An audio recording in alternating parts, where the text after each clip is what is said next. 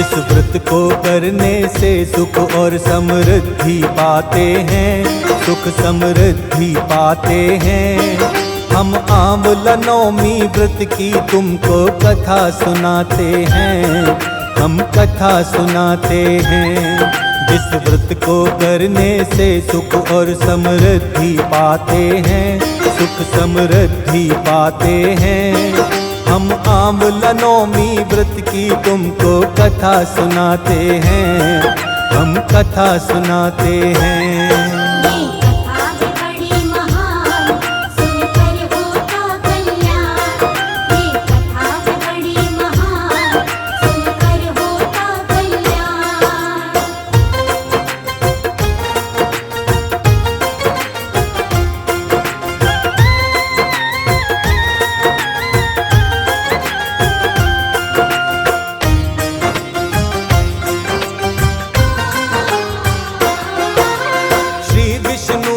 वास होता है आंवला वृक्ष के अंदर। जो इस व्रत को करता विष्णु कृपा करे सदा उस पर।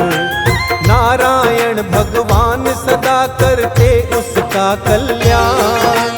भक्ति भावना से जो इस दिन करता भक्तों दान। कार्तिक माह शुक्ल पक्ष की नवमी जब भी आती, नवमी की यही तिथि ही आंवला नवमी है कहलाती। आंवला नवमी व्रत को करते सारे विधि विधान। इस व्रत को करने से मुश्किल हो जाती आसान। इस व्रत को करने से हरि जी खुश हो जाते हैं, हरि जी खुश हो जाते हैं। हम आंवला नवमी व्रत की तुमको कथा सुनाते हैं, हम कथा सुनाते हैं।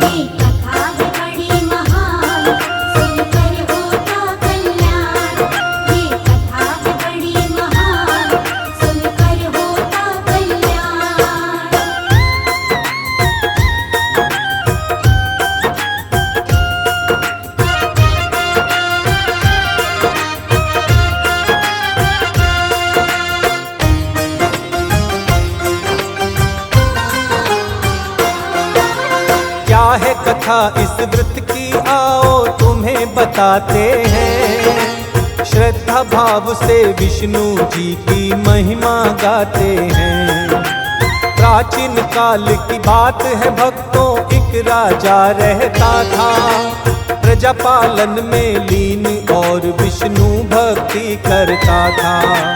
रोज सवा मन आंवला का वो तो करता था दान। इसीलिए ही आंवल्या राजा का पड़ा था नाम। इस राजा का एक पुत्र था और एक पुत्र वधू थी। एक दिन इन दोनों ने मन में एक बात सोची थी। एक दिन अपने पिता से आकर वो तो कहते हैं, आकर वो तो कहते हैं, हम आंवला नवमी व्रत की तुमको कथा सुनाते हैं, हम कथा सुनाते हैं।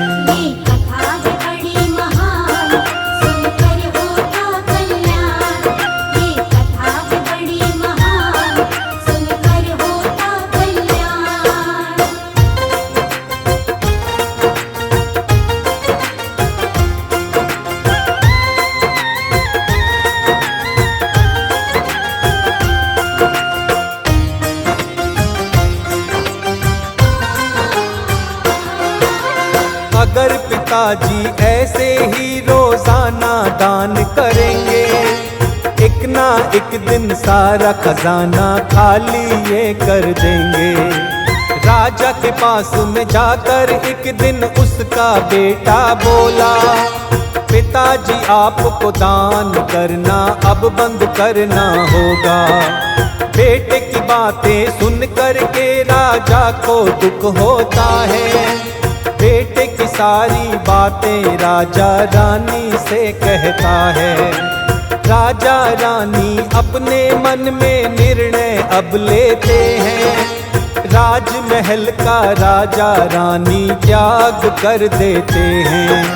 राजा रानी महल छोड़कर वन में जाते हैं, दोनों वन में जाते हैं। हम आंवला नौमी व्रत की तुमको कथा सुनाते हैं, हम कथा सुनाते हैं।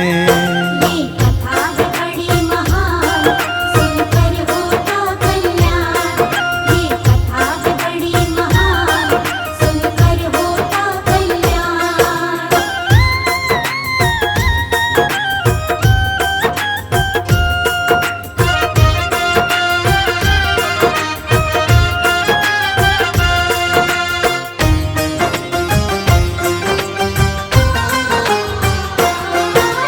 राजा रानी दोनों अब वन में रहने लगते हैं, जैसे तैसे वो अपना अब जीवन जीते हैं। आंवला का भी दान नहीं करते थे अब दोनों, इसीलिए कुछ भी नहीं खाया करते थे दोनों। भूखे पेट ही रह करके वो दोनों करेंगे दान। राजा रानी ने अपने मन में रखी थी ठान, 7 दिनों तक दोनों ने कुछ भी नहीं खाया था।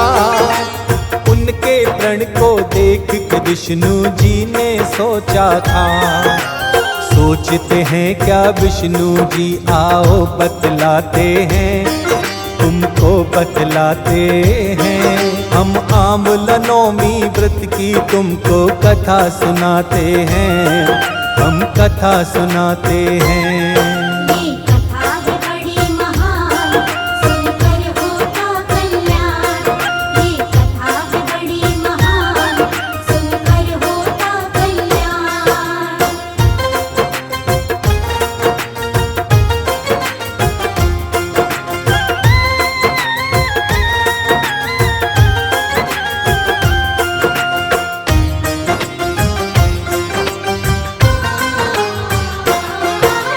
विष्णु जी ने सोचा प्रण जो मैंने रखा ना इनका, मेरे ऊपर से विश्वास चला जाएगा इनका।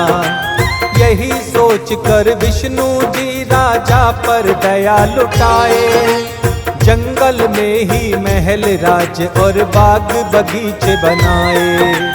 ढेरों आंवले के वृक्ष भी प्रभु ने लगा दिए थे। दूसरे दिन राजा रानी जब प्रातः काल उठे थे, देख के ऐसा भव्य नजारा आश्चर्यचकित हुए थे। आंवल्या राजा तब अपनी प्रिय रानी से बोले, भगवान सदा भक्तों पर अपनी कृपा दिखाते हैं, हाँ कृपा दिखाते हैं। हम आंवला नौमी व्रत की तुमको कथा सुनाते हैं, हम कथा सुनाते हैं। ये कथा है बड़ी महान, सुनकर होता कल्याण। ये कथा है बड़ी महान, सुनकर होता कल्याण।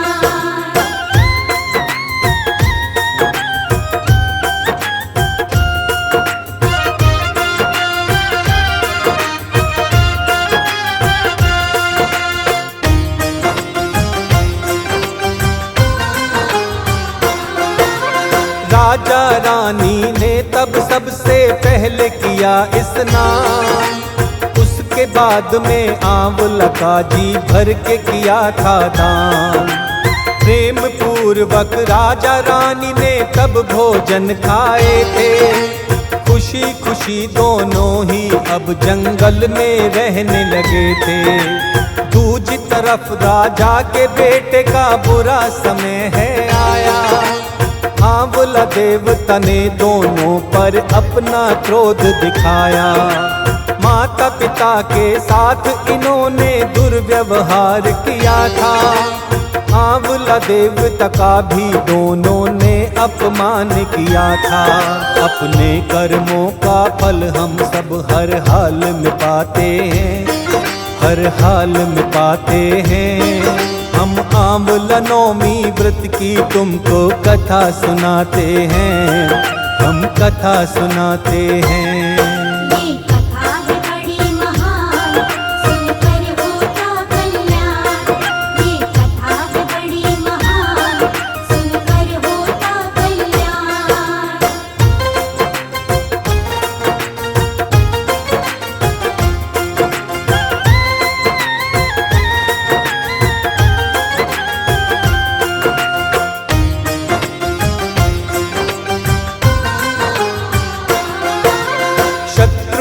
हमला कर राज्य को छीन लिया था इनके। दाने दाने को दोनों ही अब मोहताज हुए थे।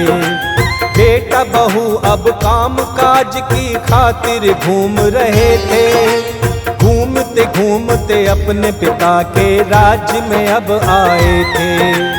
हालत बिगड़ी थी दोनों की भूख प्यास के कारण, इसीलिए इन दोनों को पहचान सके ना राजन। ये दोनों भी अपने पिता को पाए नहीं पहचान। राजा से कहते हैं दे दो हमें कोई भी काम। एक दूजे को लेकिन ये पहचान न पाते हैं, ये पहचान न पाते हैं। हम आंवला नौमी व्रत की तुमको कथा सुनाते हैं, हम कथा सुनाते हैं। ये कथा है बड़ी महान, सुनकर होता कल्याण। ये कथा है बड़ी महान, सुनकर होता कल्याण।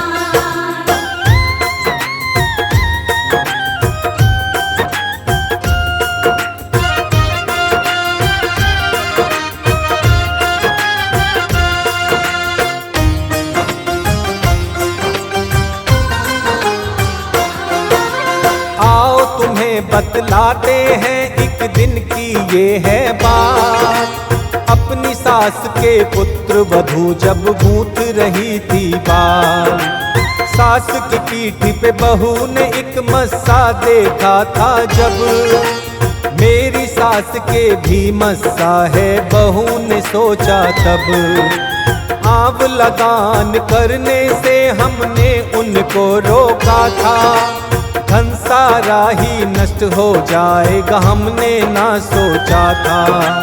बहू के मन में आने लगे थे ऐसे ही विचार। ऐसा सोच के उसकी आंखों से बही थी धार।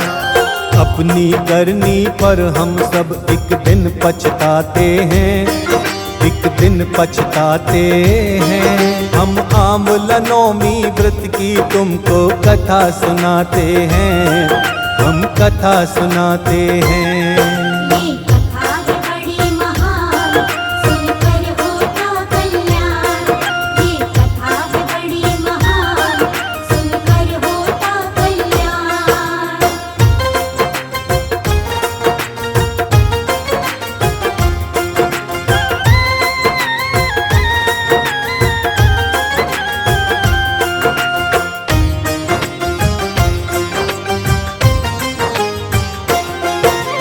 कहाँ पे होंगे सास ससुर ये बहू सोचती है।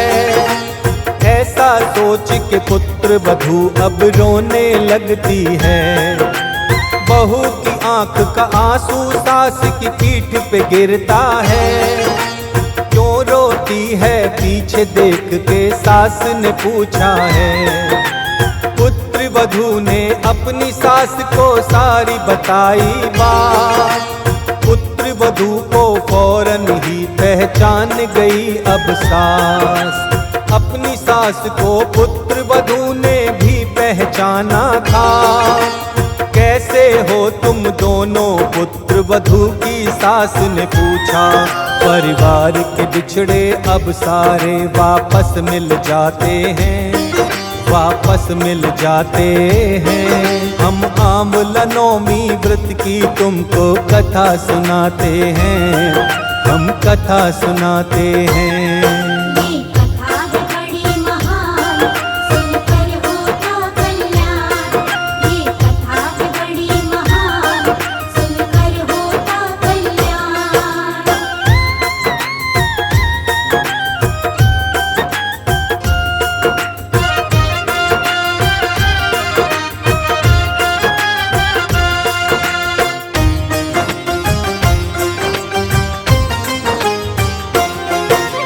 अपनी सास को पुत्र वधू ने सारा ही हाल बताया। अपने बेटे और बहू को सास ने अब समझाया। कमी नहीं आती धन में हम करते यदि है दान। दान करने से तीनों लोक में मिलता है सम्मान। बेटे और बहू को सारी बात समझ में आई थी, हाथ जोड़कर अपनी गलती की माफी मांगी थी। राजा रानी बहू बेटे को कर देते हैं माफ, अब सारे ही रहने लगते हैं मिलकर एक साथ। आंवला नवमी व्रत की अब तुम्हें विधि बताते हैं, आओ विधि बताते हैं। हम आंवला नवमी व्रत की तुमको कथा सुनाते हैं, हम कथा सुनाते हैं। ये कथा है बड़ी महान, सुनकर होता कल्याण। ये कथा है बड़ी महान, सुनकर होता कल्याण।